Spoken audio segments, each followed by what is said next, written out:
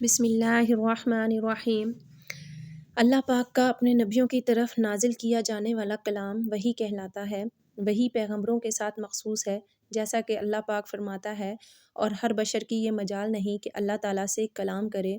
بعض اوقات ہمارے ذہنوں میں سوال آتا ہے کہ اللہ نے ایک ہی دفعہ پورا قرآن نازل کرنے کی بجائے تھوڑا تھوڑا کیوں نازل فرمایا تھا؟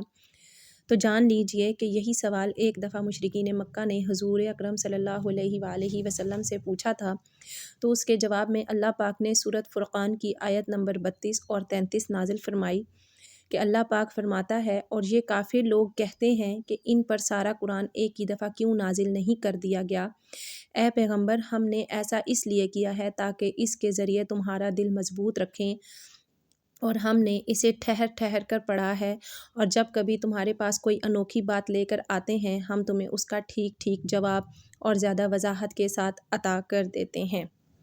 اس آیت مبارکہ کی تفسیر میں حضرت امام رازی لکھتے ہیں کہ قرآن کریم کے تدریجی نزول کے پیچھے 3 طرح کی حکمتیں تھیں۔ سب سے پہلے یہ کہ اگر قرآن ایک ہی دفعہ نازل ہو جاتا تو احکام کی پابندی اسی دن سے شروع ہو جاتی، مطلب پہلے دن سے ہی مسلمانوں پر تمام احکام لاگو ہو جاتے جن پر ایک دم سے عمل کرنا مشکل ہو جاتا۔ دوسری وجہ یہ تھی کہ حضور صلی اللہ علیہ وآلہ وسلم کو مکہ والے روز طرح طرح کی اذیتیں دیتے تھے، جبکہ حضرت جبرائیل کا بار بار قرآن لے کر آنا ان مصیبتوں کو خوشیوں میں بدل دیتا تھا۔ تیسری وجہ یہ ہے کہ قرآن کریم کا ایک بڑا حصہ لوگوں کے سوالات کے جوابات اور مختلف واقعات سے متعلق ہے، اس لیے ان آیتوں کا نزول اسی وقت مناسب تھا جس وقت وہ سوالات کیے گئے یا وہ واقعات پیش آئے۔ اس سے مسلمانوں کی بصیرت بھی بڑھتی تھی اور قرآن کریم کی غیبی خبریں بیان کرنے سے اس کی حقانیت اور زیادہ آشکار ہو جاتی تھی۔ مختلف انبیاء پر اللہ پاک نے مختلف طریقوں سے وحی نازل فرمائی، جبکہ اللہ پاک نے اپنے آخری نبی سرور کائنات آقائے دو جہاں حضرت محمد مصطفیٰ صلی اللہ علیہ وآلہ وسلم پر 6 طریقوں سے وحی نازل فرمائی۔ ناظرین، ان 6 طریقوں کے متعلق بتانے سے پہلے ضروری ہے کہ آپ کو وحی کی کیفیت کا حال سنایا جائے۔ ابن سعد روایت کرتے ہیں کہ جب بھی حضور صلی اللہ علیہ وآلہ وسلم پر وحی نازل ہوتی تو آپ کا چہرہ انور متغیر ہو جاتا، جیسے کہ کھجور کی زرد شاخ ہو، سامنے کے دانت کپ کپانے لگتے، سانس رکنے لگتا، اور آپ کو اتنا پسینہ آتا کہ اس کے قطرے موتیوں کی طرح گرنے لگتے۔ فتح الباری میں روایت ہے کہ وحی کی کیفیت میں کبھی کبھار ایسی شدت بھی ہوتی تھی کہ اگر حضور صلی اللہ علیہ وآلہ وسلم اونٹنی پر سوار ہوتے اور وحی نازل ہوتی تو وحی الہی کا بوجھ سے اونٹنی بیٹھ جاتی۔ ایک بار اس طرح وحی آئی اور آپ صلی اللہ علیہ وآلہ وسلم کی ران حضرت زید بن ثابت رضی اللہ عنہ کی ران پر تھی، تو حضرت زید کو اس قدر وزن معلوم ہوا کہ جلد ہی ان کی ران کچلی جائے گی۔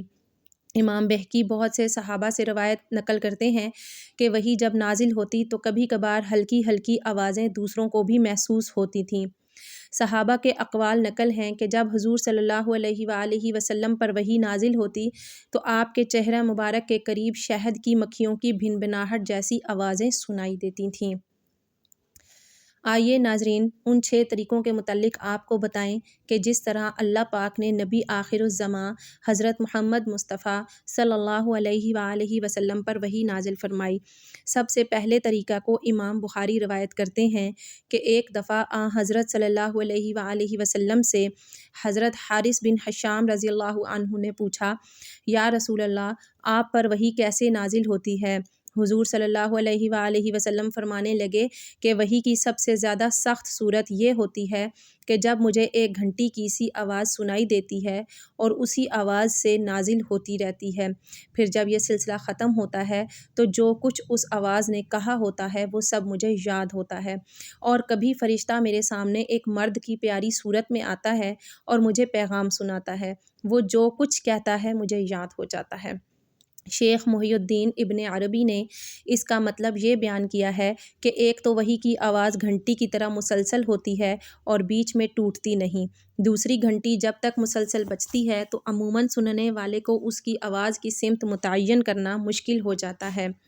کیونکہ اس کی آواز ہر جگہ سے آتی ہوئی محسوس ہوتی ہے، اور کلام الہی بھی یہ خصوصیت رکھتا ہے کہ اس کی کوئی ایک سمت نہیں ہوتی، ہر جگہ سے آواز سنائی دیتی ہے۔ جب اس طریقے سے آپ صلی اللہ علیہ وآلہ وسلم پر وحی نازل ہوتی تو آپ پر بہت زیادہ بوجھ پڑتا تھا۔ حضرت عائشہ سے روایت ہے کہ جب اس شدت سے وحی نازل ہوتی تو سخت سردی کے دنوں میں بھی حضور صلی اللہ علیہ وآلہ وسلم کی پیشانی مبارک پسینے سے شرابور ہو جاتی۔ وحی کی دوسری صورت یہ تھی کہ فرشتہ کسی انسانی شکل میں حضور نبی کریم صلی اللہ علیہ وآلہ وسلم کے پاس آتا اور آپ کو اللہ پاک کا پیغام پہنچا دیتا۔ روایت میں موجود ہے کہ حضرت جبرائیل علیہ السلام مشہور صحابی حضرت دحیہ کلبی رضی اللہ عنہ کی صورت میں حضور کے پاس تشریف لاتے اور اللہ پاک کا پیغام پہنچاتے۔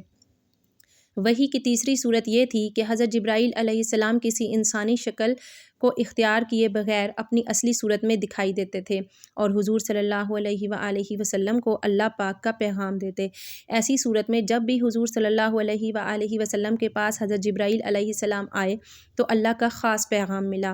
وحی کی چوتھی صورت یہ تھی کہ آپ کو نزول قرآن سے پہلے سچے خواب آتے تھے، یعنی جو کچھ آپ کو خواب میں نظر آتا ہے وہی اگلی صبح نمودار ہو جاتا۔ بخاری کے باب الوحی کی حدیث نمبر 3 ہے کہ حضور اکرم صلی اللہ علیہ وآلہ وسلم پر وحی کی ابتدا نیند کی حالت میں سچے خوابوں سے ہوئی۔ اس وقت جو کچھ آپ خواب میں دیکھتے وہ بیداری میں ہو جاتا تھا۔ وحی کی پانچویں صورت یہ تھی کہ حضرت جبرائیل علیہ السلام کسی بھی صورت میں سامنے آئے بغیر آپ کے قلب مبارک میں کوئی بات فرما ڈال دیتے تھے۔ اسے اصطلاح میں نفس فی الروع کہتے ہیں۔ جیسے حدیث پاک میں حضور نے فرمایا ہے، حضرت جبرائیل علیہ السلام نے میرے دل میں بات ڈالی ہے کہ کوئی نفس مرتا نہیں یہاں تک کہ اس کا رزق مکمل ہو جاتا ہے، لہٰذا تلاش رزق میں اعتدال اختیار کرو۔ وحی کی چھٹی صورت فرشتے کے واسطے کے بغیر اللہ تعالیٰ کی آپ صلی اللہ علیہ وسلم سے براہ راست گفتگو،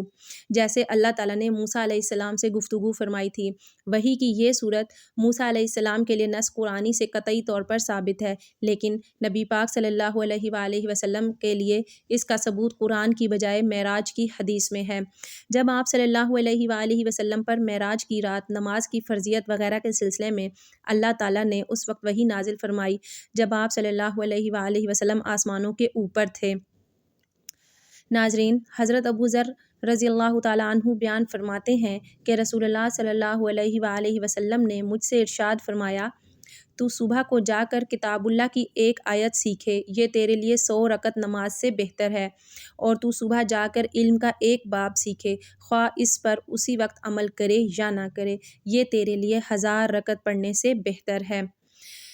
اسی طرح حضور صلی اللہ علیہ وآلہ وسلم نے فرمایا کہ قرآن کے ایک حرف پر 10 نیکیاں ہیں، جبکہ الف لام میم 3 حرف ہیں، یعنی الف لام میم پڑھنے پر 30 نیکیاں ہیں۔ دوستو، زیادہ سے زیادہ قرآن پاک پڑھیے اور سیکھیے۔ اللہ پاک ہم سب کو قرآن مجید پڑھنے، سمجھنے اور اس پر عمل کرنے کی توفیق عطا فرمائے۔ بروز قیامت اللہ پاک ہمارے گناہوں پر پردہ فرما کر ہمیں نبی پاک صلی اللہ علیہ وآلہ وسلم کی شفاعت نصیب فرمائے۔ کمنٹ سیکشن میں آمین لکھنا مت بھولیے گا۔